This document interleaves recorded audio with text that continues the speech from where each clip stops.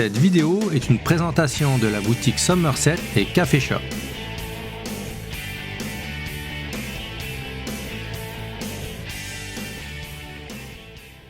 Hey, salut tout le monde, ici Vincent. Hey Yannick. Bienvenue sur la chaîne Le Temps d'un jeu. Aujourd'hui, on vous présente le 4e tirage du mois de décembre avec le jeu The Veil of Eternity.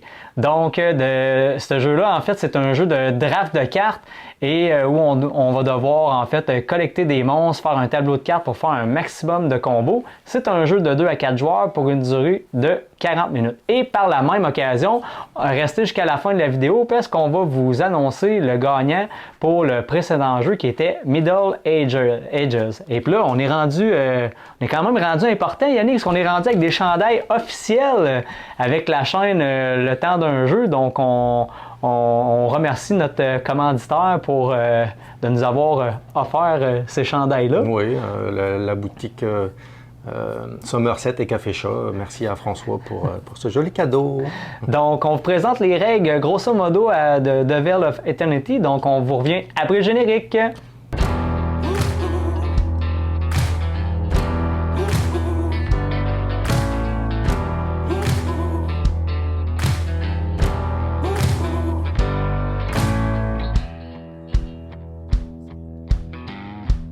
Alors, The Veil of Eternity, nous, on y a joué, on a beaucoup aimé, c'est un beau petit jeu là, qui est quand même assez rapide à jouer. Là. Nous, on l'a joué à 2 joueurs, fait que ça va quand même assez rapide, donc c'est un jeu qui se joue sur dimanche.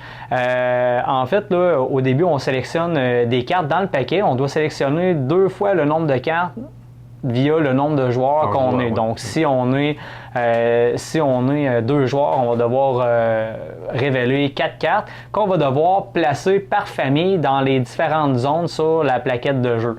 Donc, ces cartes-là, ça représente différents monstres, dragons, esprits qu'on va devoir collecter et placer dans notre tableau pour faire des combos et un maximum de points.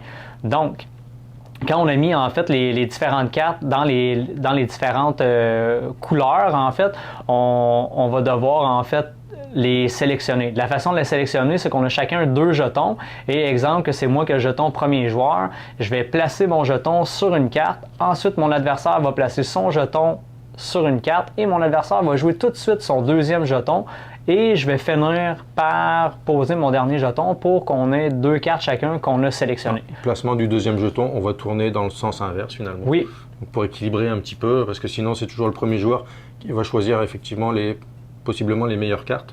Donc ça va permettre d'équilibrer un petit peu le choix des cartes. Effectivement. Donc lorsqu'on a sélectionné nos cartes, on passe à la phase d'action. Donc dans la phase d'action, sur le plateau où on dispose des cartes, il y a des symboles avec des pierres avec des pierres magiques. Des pierres magiques.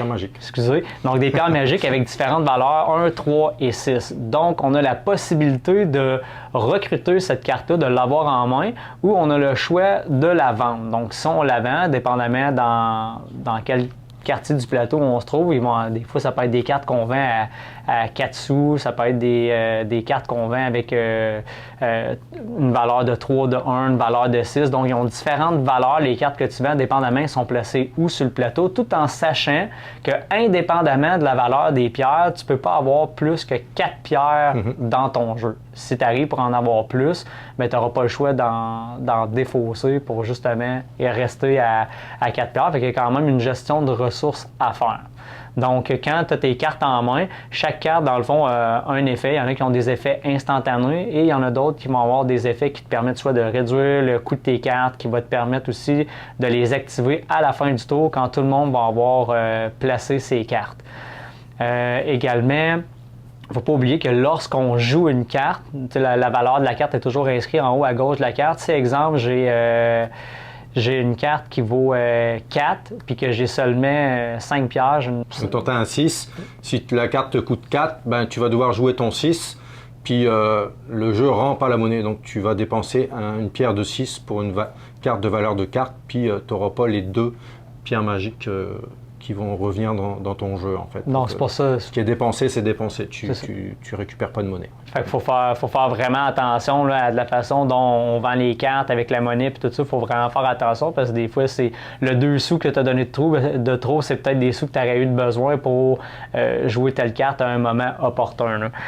Également, lorsque tu joues une carte, tu ne peux pas jouer plus de cartes que le nombre de rounds que tu es. Donc, si tu es à round 2, tu ne peux pas jouer plus que 2 cartes et ainsi de suite. Et tu as une façon aussi également comme action de bannir une carte. Donc, si exemple, tu as mis une carte qui visiblement est trop pour toi, elle te bloque, tu trouves qu'elle ne te sert plus à rien, tu peux la bannir. Et la façon de la bannir, c'est que tu vas payer le nombre de sous par rapport au round que tu es rendu. Donc, si tu es rendu au round 5, tu vas te débarrasser d'une carte dans ton tableau, mais ça va te coûter 5 pierres, en fait, pour pouvoir t'en débarrasser. Donc, en fait, une petite nuance que je vais apporter, tu peux jouer le nombre de cartes que tu veux. Par contre, si on est à la manche 3, tu ne peux pas avoir plus de 3 cartes dans ton arène. Oui. Mais tu pourrais être à la manche 3, tu as juste une carte dans ton arène, et puis tu pourras en jouer 2. Si tu es à la manche 5, et puis que tu as 2 cartes dans ton arène, tu pourrais jouer 3 cartes.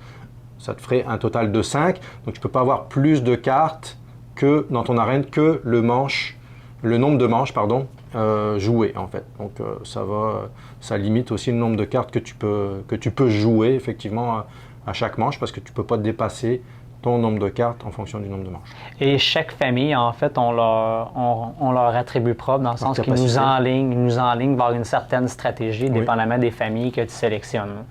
On ne verra pas toutes les cartes avec tous les effets avec vous autres, là, mais bref, chaque famille de cartes a leur spécificité qui va orienter votre jeu, puis d'essayer de les comboter. Quand tu joues la première fois, c'est pas nécessairement facile, dans le sens que tu apprends les cartes, puis plus que tu joues, là, tu sais plus où tu t'en vas, puis c'est le fun d'essayer différentes combinaisons.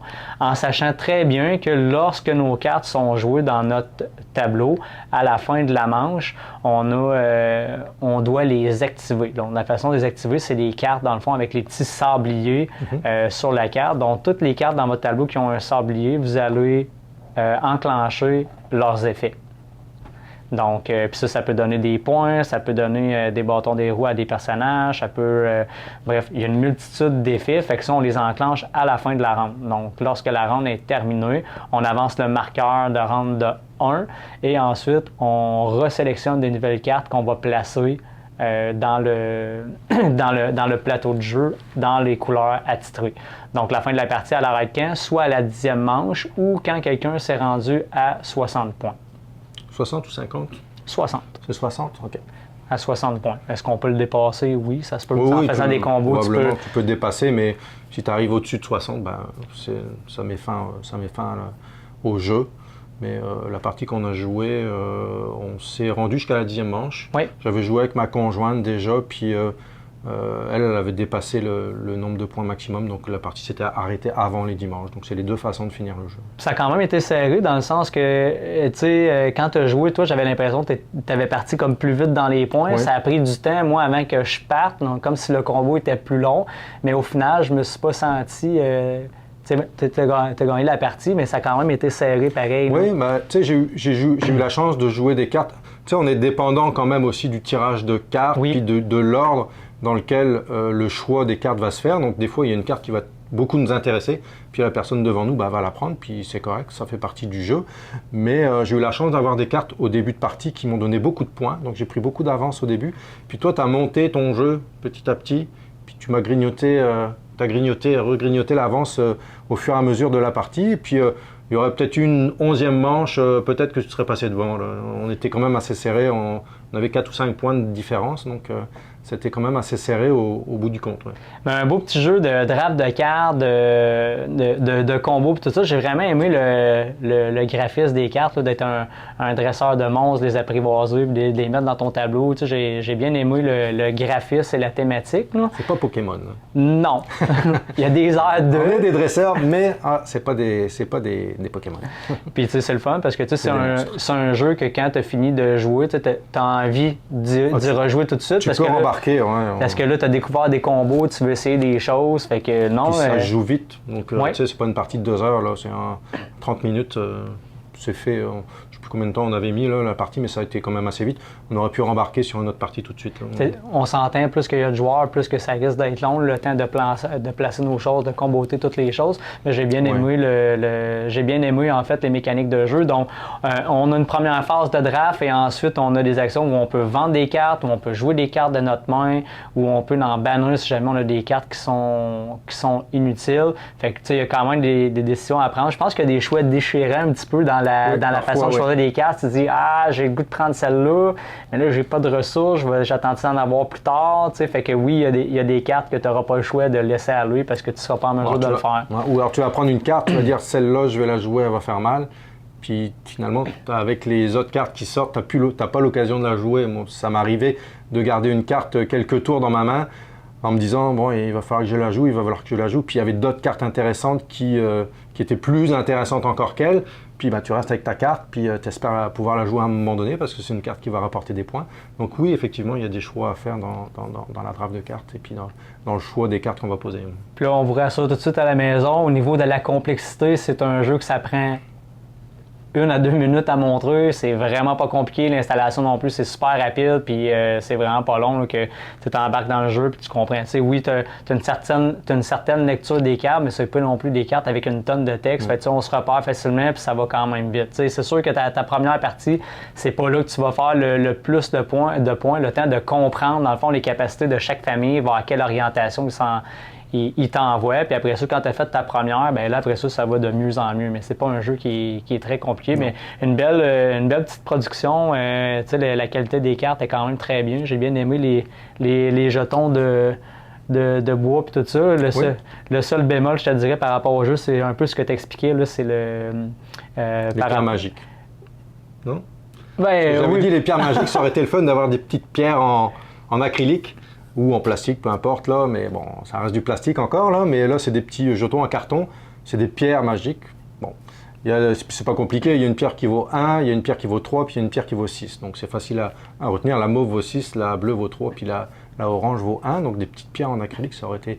Bon, c'est sûr, ça fait toujours monter le coût de production, mais ceux qui ont des imprimantes 3D, ben, gâtez-vous, faites-vous des petites pierres magiques 3D, ce sera sympathique à jouer aussi. Puis de toute façon, pour ceux qui nous connaissent à la maison et qui nous suivent depuis un petit bout de temps, vous le savez que Yannick et moi, on est des petites poules de luxe là, pour les jeux de société, fait qu'on aime ça des composantes premium. Mais bref, fait que c'était la présentation de The Veil of Eternity. Donc pour pouvoir gagner ce jeu-là, parce qu'effectivement, c'est un très beau jeu qu'on vous fait tirer.